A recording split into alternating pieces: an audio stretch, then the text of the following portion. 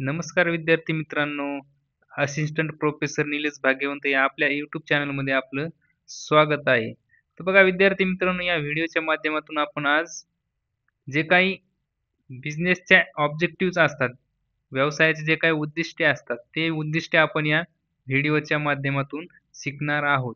तर बघा विद्यार्थी मित्रांनो, प्रत्येक बिझनेसचं काय असते 2 ऑब्जेक्टिव्ह असतात. त्यासाठी ते काय केलेलं असतो, स्थापन केलेला असतो. त्यामध्ये पहिलं असतं इकॉनॉमिक ऑब्जेक्टिव्ह आणि दुसरं असतं सोशल ऑब्जेक्टिव्ह. त्यामध्ये पहिल्यामध्ये काय करतो तो त्याचे जे काही नफा आहे, जी काही इन्व्हेस्टमेंट केलेली आहे, त्या इन्व्हेस्टमेंटमधून त्याला जास्तीत जास्त नफा कसा मिळवता येईल, त्या गोष्टीतून तो काय करतो इकॉनॉमिक ऑब्जेक्टिव्ह साध्य करत असतो. आणि दुसऱ्या ऑब्जेक्टिव्हमध्ये सोशल ऑब्जेक्टिव्हमध्ये काय करतो, समाजाच्या हितासाठी आपल्याला काय करता येईल, समाज आपल्याला काय करत आहे, वेगवेगळ्या माध्यमातून मदत करत असतो त्या बिझनेसला. तर बिझनेसचं पण समाजाला काहीतरी देणं असतं. म्हणून समाजासाठी काय करता येईल, ते त्या सोशल ऑब्जेक्टिव्ह मधून तो काय करत असतो, पूर्ण करत असतो. चला तर मग सुरू करू आपल्या आजच्या व्हिडिओ लेक्चरला, ज्यामध्ये आपण काय बघणार आहोत, बिझनेस ऑब्जेक्टिव्ह म्हणजेच व्यवसायाची उद्दिष्टे कोणकोणती आहेत.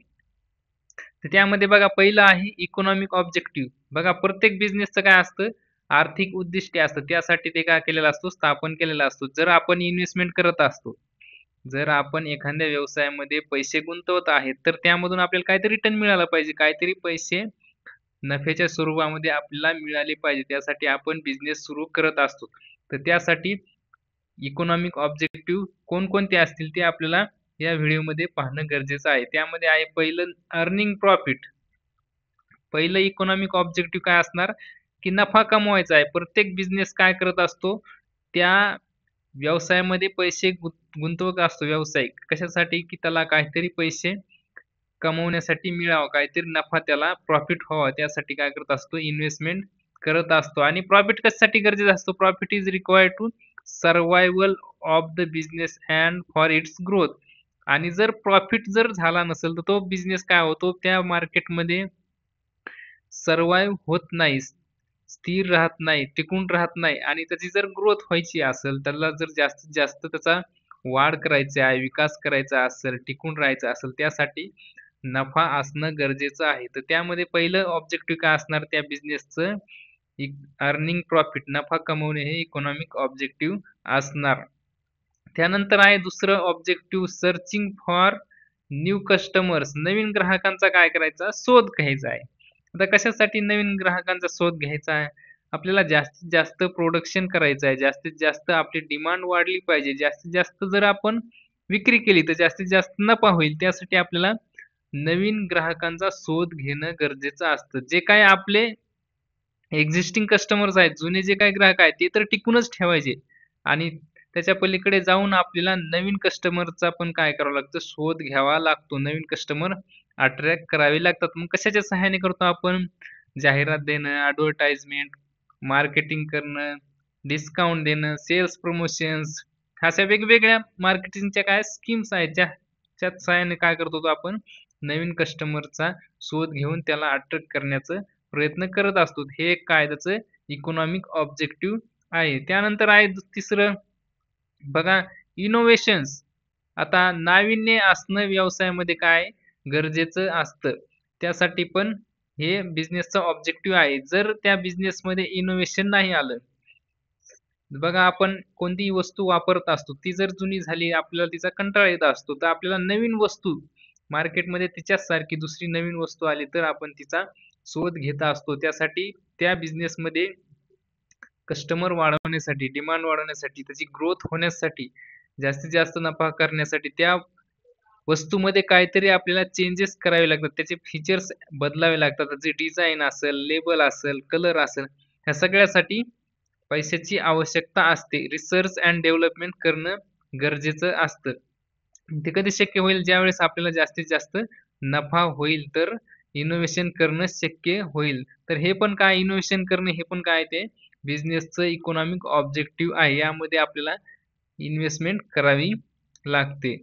त्यानंतर आहे बघा, best possible use of resources.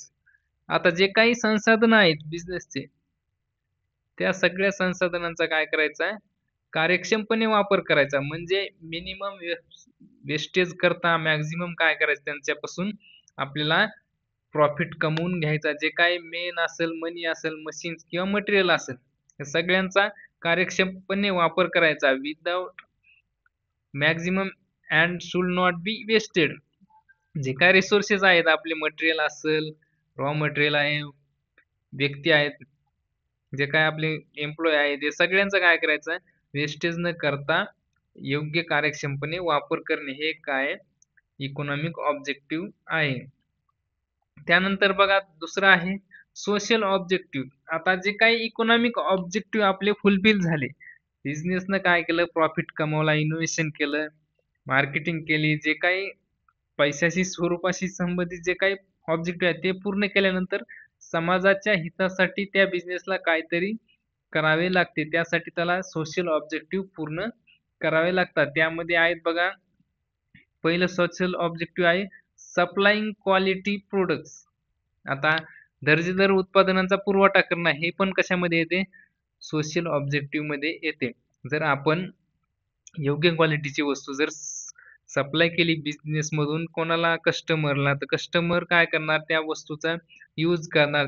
त्याच्यामध्ये सेफ्टी असली पाहिजे, प्युरिटी असली पाहिजे, ड्युरेबिलिटी, युटिलिटी, अशा वेगवेगळ्या घटक त्यामध्ये असले पाहिजे. म्हणजे थोडक्यात सांगायचं म्हणजे हाय क्वालिटी जे काही प्रोडक्ट आहेत ते आपण कस्टमरला देण्याचा प्रयत्न केला पाहिजे. हे काय सोशल ऑब्जेक्टिव्ह आहे. त्यानंतर आहे बघा अवॉइड अनफेअर ट्रेड प्रॅक्टिसेस. जे काय आपण बिझनेस करणार आहे, व्यापार करणार आहे, त्या व्यापारामध्ये जे काही गैरप्रकार केले जातात ते गैरप्रकार टाळले पाहिजेत. कसे टाळले पाहिजेत, त्यांच्यामध्ये ब्लॅक मार्केटिंग केली नाही पाहिजे, misleading advertisement wrong wrong measurement केली नाही पाहिजे. असे वेगवेगळे जे काही ब्लॅक मार्केटिंग असेल किंवा अनफेअर ट्रेड प्रॅक्टिस आहे, हे केले नाही पाहिजे. ते केल्यापासून काय होतं, कस्टमरचे नुकसान होतं, ग्राहकांचं नुकसान होतं आणि सोसायटीमध्ये बिझनेसची इमेज खराब होते आणि चुकीचा संदेश जातो. म्हणून आपण काय केलं पाहिजे, आपले जे काही सोशल ऑब्जेक्टिव्ह आहे ते पुरेपूर पूर्ण केले पाहिजे. त्यानंतर आहे एम्प्लॉयमेंट जनरेशन, रोजगार निर्मिती करणे, हे पण काय सोशल ऑब्जेक्टिव्ह आहे. बघा एखाद्या ठिकाणी जर एखादा बिझनेस प्लॅन जर उभा होत असेल, त्या ठिकाणच्या लाखो युवकांना, बेरोजगारांना रोजगार मिळत असतो. मग तो बिझनेस काय करत असतो, सोसायटीचे जे काही ऑब्जेक्टिव्ह आहेत ते पूर्ण करत असतो. काय करत असतो, स्किल किंवा अनस्किल पीपल असतात त्यांना काय करत असतो, जॉब क्रिएट करून देत असतो. आणि जर जॉब क्रिएट झाला की त्यांची इकॉनॉमिकल जी काही आर्थिक स्थिती आहे ती ऑटोमॅटिक बदलते आणि त्यांचा राहणीमान काय होतो, उंचावतो. It should provide employment opportunity to economical background. जे काही आर्थिक मागास जो काही घटक आहे त्या ठिकाणी रोजगार निर्मिती करण्याचं काम करणं, हे पण कशामध्ये येतं, सामाजिक उद्दिष्टामध्ये येतं. त्यानंतर आहे वेलफेअर ऑफ एम्प्लॉईज. आता जे काही कर्मचारी असतात बिझनेसचे ते कशाचा भाग असतात, समाजाचा, सोसायटीचा भाग असतात. म्हणून त्या समाजांचं काय करायचं, कर्मचाऱ्यांचं कल्याण करण्याचं काम करायचं. मग कशा प्रकारे कल्याण करायचं, त्यांना रेग्युलर रिम्युनरेशन द्यायचा, पगार द्यायची, गुड वर्किंग कंडिशन द्यायची, इम्पार्टियल पर्सनल पॉलिसीज ऑफरिंग इन्सेंटिव्ह, त्यांना बोनस असेल, वर्किंग एन्व्हायरमेंट चांगलं ठेवायचे, ट्रेनिंग द्यायची, वेगवेगळे सबसिडी स्कीम द्यायच्या इंटरेस्टवर, मोटिवेशनल स्कीम असतील, लिव्ह सिस्टीम असेल, आवश्यक त्यावेळेस रजा देणे, मेडिकल बेनिफिट्स असतील, असे वेगवेगळे जे काही कर्मचाऱ्यांच्या कल्याणासाठी योजना असतात त्या सगळ्या योजना लागू करून त्यांचा कल्याण करण्याचा प्रयत्न केला पाहिजे. त्यानंतर आहे help to solve social problems. आता जे काही समाजामध्ये प्रश्न निर्माण होतात, नैसर्गिक, अनैसर्गिक, ते सगळे प्रॉब्लेम काय करायचं, सॉल्व्ह करण्यासाठी, सोडवण्यासाठी मदत करायची. Due to rapid industrialisation many social problems arise like traffic jams, growth of slums areas, water pollution, etc. Business should aware of this and should try to reduce them. काय करायचं, business मुळे काय होत आहे, पोल्युशन होत आहे, वातावरण खराब होत आहे. त्यामुळं काय करायचंय, कमीत कमी कसं प्रदूषण करता येईल त्यासाठी मदत करायची. त्यानंतर जे काय गरिबी आहे, रोजगार निर्मिती करून गरिबी दूर करण्याचा प्रयत्न करायचा.